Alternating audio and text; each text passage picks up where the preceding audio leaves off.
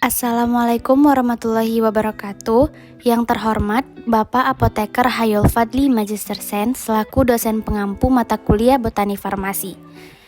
Kami dari kelompok 7 ingin menjelaskan materi tentang respirasi sel pada tumbuhan. Sebelumnya, izinkan kami memperkenalkan diri terlebih dahulu. Perkenalkan, nama saya Tarisa Nadira dengan NIM 22011234. Dan perkenalkan, nama saya Nisha Ananda Triana Putri dengan NIM 22011220. Nah, apa itu respirasi sel? Respirasi adalah suatu proses biologis, yaitu oksigen diserap untuk digunakan pada proses pembakaran atau oksidatif yang menghasilkan energi, diikuti oleh pengeluaran sisa pembakaran berupa gas karbon dioksida dan air. Nah, tetapi ada pengertian lain nih yang mungkin lebih mudah teman-teman pahami. Respirasi tumbuhan adalah proses penyerapan molekul oksigen yang terdapat di udara bebas untuk menghasilkan air, karbon dioksida, dan energi yang sangat dibutuhkan tanaman untuk tumbuh dan berkembang. Respirasi terdiri dari beberapa substrat atau senyawa organik yang dioksidasikan ke dalam prosesnya antara lain karbohidrat, gula, pati, lipid, asam organik, dan protein. Nah, kemudian tahapan proses respirasi itu yang pertama, oksigen ditangkap atau diserap dari udara bebas di lingkungan sekitarnya. Kemudian proses transportasi gas-gas secara keseluruhan berlangsung secara difusi. Oksigen masuk ke dalam tumbuhan kemudian mengalami difusi melalui ruang antar sel, sitoplasma, dan membran sel. Kemudian karbon dioksida yang dihasilkan akan dikeluarkan dari sel tumbuhan melalui proses difusi juga. Kemudian yang terakhir, jika oksigen sudah diambil dari udara bebas, barulah proses respirasi terjadi.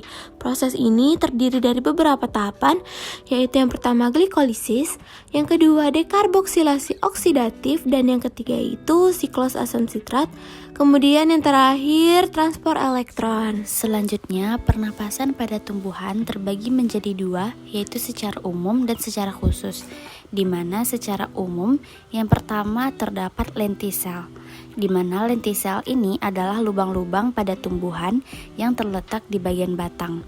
Sebagai salah satu alat pernapasan pada tumbuhan, lentisel ini memiliki fungsi untuk menjadi komponen pertukaran gas dan mendukung daya tumbuh pada tumbuhan. Selanjutnya adalah stomata, di mana fungsi dari stomata ini sebagai tempat pertukaran gas, seperti karbon dioksida yang diperlukan oleh tumbuhan dalam proses fotosintesis. Dan alat pernapasan tumbuhan secara umum yang terakhir adalah rambut akar, di mana rambut akar adalah bagian dari lapisan epidermis akar perluasan permukaan yang berfungsi untuk mengoptimalkan penyerapan air dan mineral-mineral hara. Selanjutnya, alat pernapasan tumbuhan secara khusus. Hal ini dimaksudkan hanya tersedia di beberapa tumbuhan saja disebabkan karena kemampuan tumbuhan beradaptasi dengan lingkungannya. Yang pertama, ada akar gantung, di mana akar gantung ini berasal dari batang tanaman yang tumbuh dan berkembang ke bawah, sehingga menggantung di udara. Akar gantung akan tumbuh panjang menuju ke tanah untuk mencari sumber air dan zat hara. Fungsi dari akar gantung yaitu untuk menyerap uap air dan gas dari udara. Yang kedua, akar napas, yaitu akar yang naik ke atas tanah, khususnya ke atas air seperti pada tanaman bakau. Yang ketiga adalah rongga udara, di mana rongga udara ini terdapat pada tumbuhan yang memiliki batang yang berongga dan berfungsi untuk proses respirasi. Klasifikasi pada tumbuhan terbagi menjadi dua, yaitu respirasi aerob dan respirasi anaerob, di mana pada respirasi aerob terbagi menjadi 4 tahap, yaitu glikolisis yang terjadi di sitosol, kemudian dekarboksilasi oksidatif yang terjadi di mitokondria, yang ketiga siklus Krebs yang terjadi di mitokondria bagian matriks mitokondria atau lebih dikenal sebagai membran, dan yang ketiga transfer elektron atau kemiosmosis yang terjadi di membran dalam mitokondria sehingga menghasilkan beberapa ATP. Tahap pertama adalah glikolisis, di mana glikolisis adalah reaksi pelepasan energi yang memecah satu molekul glukosa yang terdiri dari 6 atom karbon atau monosakarida yang lain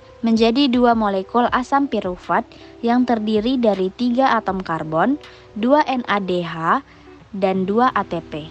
Tahap kedua adalah dekarboksilasi oksidatif, merupakan proses oksidasi piruvat menjadi asetil koenzim A dan dihasilkan senyawa buangan yaitu karbon dioksida. Reaksi ini merupakan reaksi perantara di mana molekul asetil koenzim A ini kemudian akan masuk ke siklus Krebs untuk menghasilkan energi dalam rantai metabolisme aerob dari glukosa. Tahap ketiga adalah siklus Krebs atau siklus asam trikarboksilat, adalah proses kedua katabolisme atau respirasi sel untuk menghasilkan energi yang lebih tinggi, di mana siklus Krebs ini mengubah asetil koenzim A menjadi energi untuk tubuh dan karbon dioksida sebagai produk sampingannya. Tahap terakhir dari respirasi aerob adalah transfer elektron, di mana transfer elektron ini adalah proses pembentukan ATP dari elektron yang dihasilkan oleh molekul NADH dan FADH dari proses sebelumnya. Proses ini terjadi pada membran dalam mitokondria yang disebut dengan krista mitokondria. Klasifikasi pada tumbuhan yang kedua adalah respirasi anaerob, yaitu proses katabolisme yang tidak memerlukan oksigen untuk menghasilkan energi, yang terjadi pada bagian sitoplasma untuk mengurai senyawa organik, dan hanya menghasilkan sejumlah energi yang jauh lebih kecil, kemudian terdiri dari fermentasi asam laktat dan fermentasi alkohol. Laju respirasi sel dipengaruhi oleh beberapa faktor. Yang pertama, ketersediaan substrat. Bila kandungan substratnya rendah, maka laju respirasinya juga rendah. Dan bila substratnya yang tersedia itu cukup banyak, maka laju respirasi akan meningkat. Hal ini bisa terlihat dari nilai RQ yang dihasilkan. Yang kedua itu ketersediaan oksigen. Laju respirasi akan dipengaruhi oleh ketersediaan oksigen, namun besar pengaruhnya itu akan berbeda pada setiap spesies atau bahkan akan berbeda pada antar organ pada tumbuhan yang sama.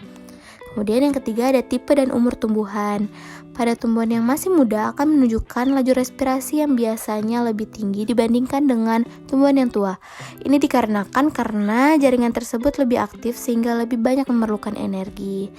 Kemudian yang keempat, luka dan rangsangan mekanik.